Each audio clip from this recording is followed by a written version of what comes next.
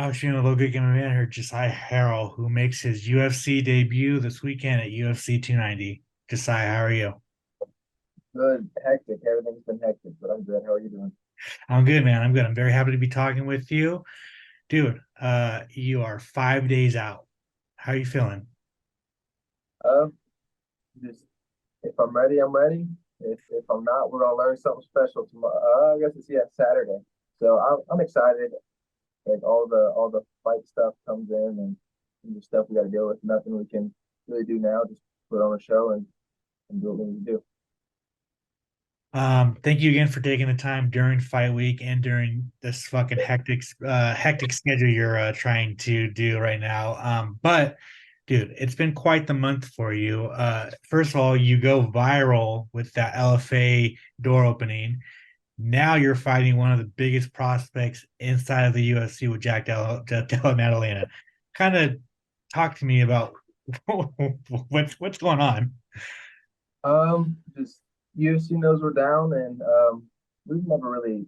I don't think we have. We've never backed out of a fight. I won't say never. I don't think we've ever backed down a fight.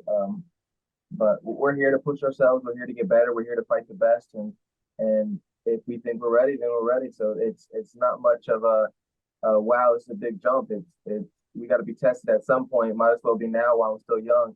Do this, fucking see where I'm at, see where I need to fix. Do this, win, fucking world goes absolutely insane.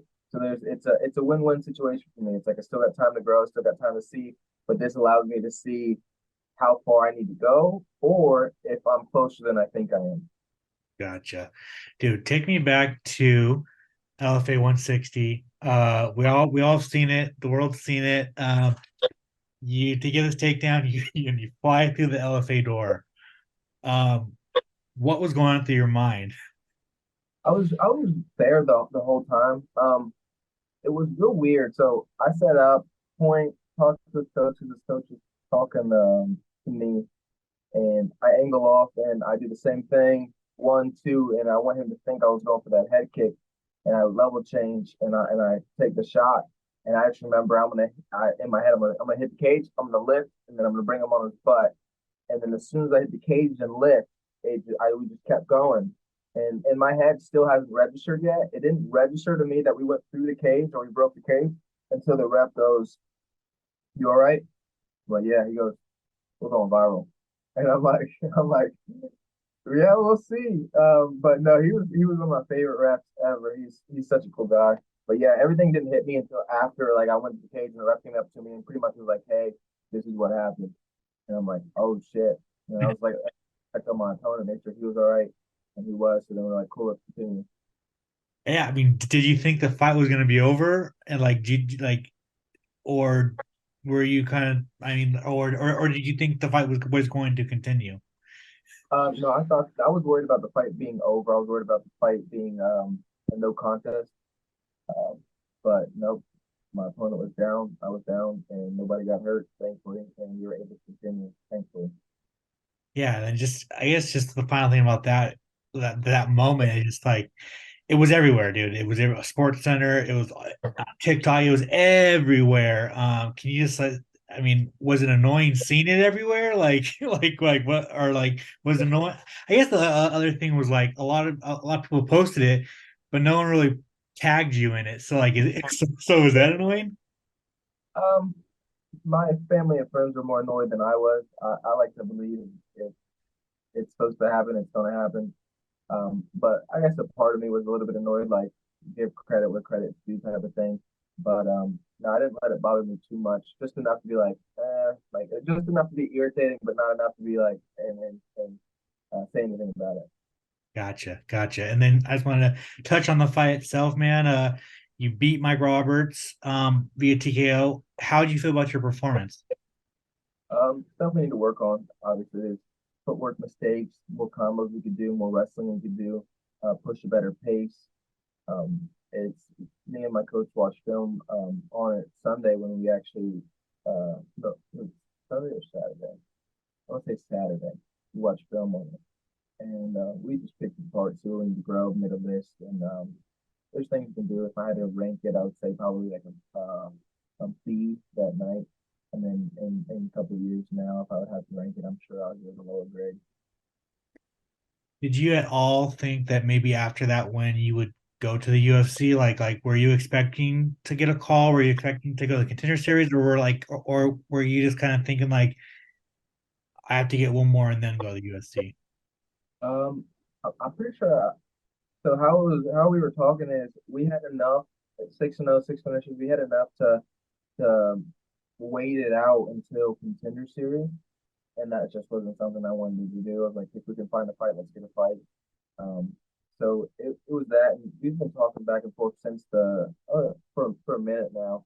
Not me, my management company, and then and it's always been like contender series of like talking or tough talking, but nothing ever pulled through. So I've been like antsy about it, or it's gonna happen at some point type of deal, and it just happened to have the stars align, and I get to help them out. They get to help me out.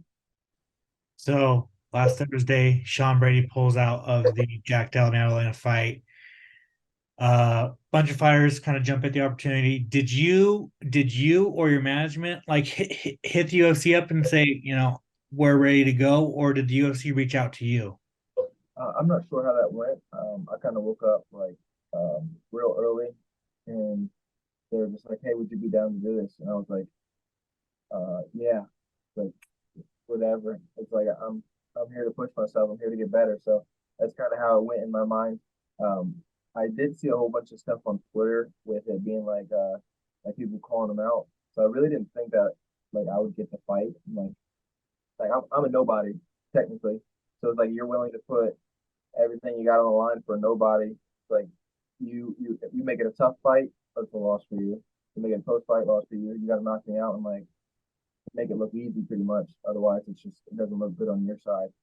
Um, it just didn't make sense in my mind, and who knows. But bottom line, we got the fight, we got the offer, and I'm grateful. Awesome, awesome. All right, well, let's talk about it, dude. Jack Della Maddalena. Did you know who he was before this fight was offered?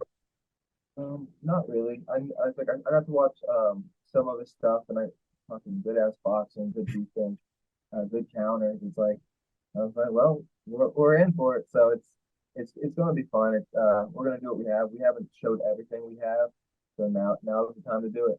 See if we're worth what we think we are. Um, yeah, I mean, on paper, it's a fun fight. Obviously, man, he's a very good fighter. He's a top prospect, probably the top one or two best welterweights prospects in the UFC right now. I guess just talk about the matchup, man. Like, are you? I mean, obviously, your wrestling is very very good, man. So, like, are you gonna test his wrestling? Like, is that what we're gonna do?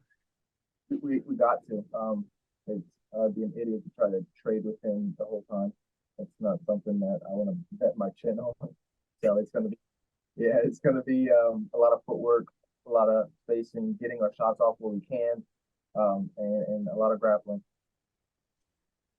For any um hardcore fans know who you are, but for the UFC fan, the casual fan that doesn't really watch regional fights, like describe your fighting style for them. I want to be fluid. I want to be able to be good enough everywhere where I can defend. I want to be able to go where your weakness is. It's there's no ego involved. How do I win this fight? What do I need to do to win this fight? And that's my fighting style. It's like if we think we can land standing up, that's what we're gonna do. If we think we got to take you down, that's what we're gonna do. There's no ego involved. There's no hey, we're gonna do this. It's do what we have to do and look for a finish. At the end of the day, this Saturday night, UFC 290 International Fight Week 2023. How do you get your hand raised? Said fucking survive, do what we need to do, poke, be a fly on the wall, shoot, take him down. He's going to get back up, return him, take him down. Uh, I'll say TKO in the third. Finish, be the first one to finish Jack Della Maddalena. Well, we got to believe in ourselves. So that's what we're going to do. We're going to push the pace. It's going to be fun. I know I'm not going to be feeling the best Sunday, and that's going to be a different story. But I'm here to shock the world.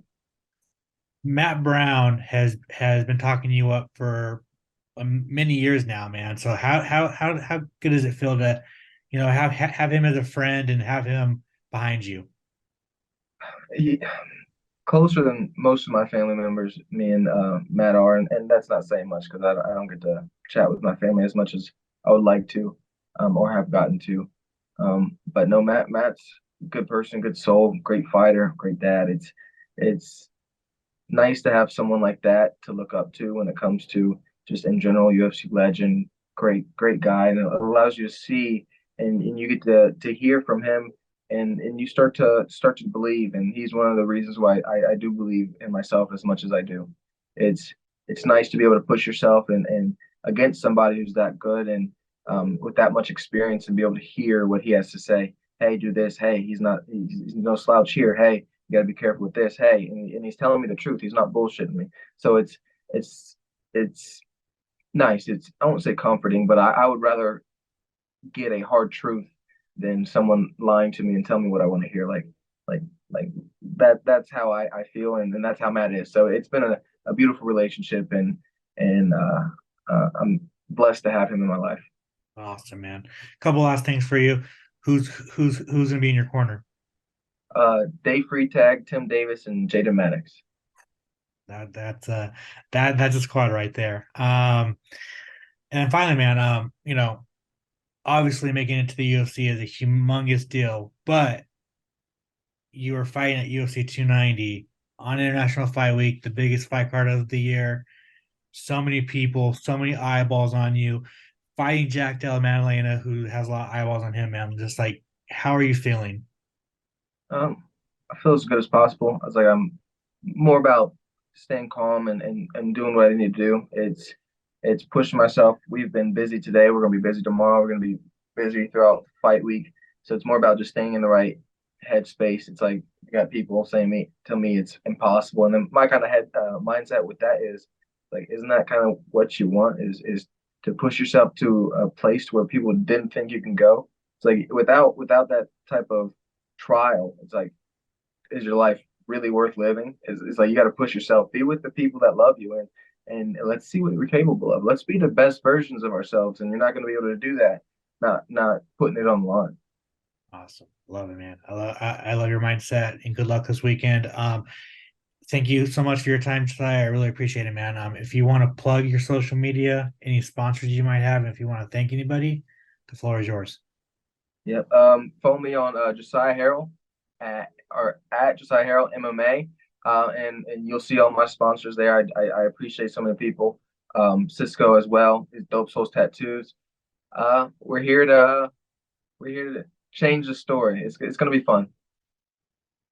Make sure to subscribe to the LowKick MMA YouTube channel for all the latest news, event previews, and interviews with some of the biggest stars in MMA.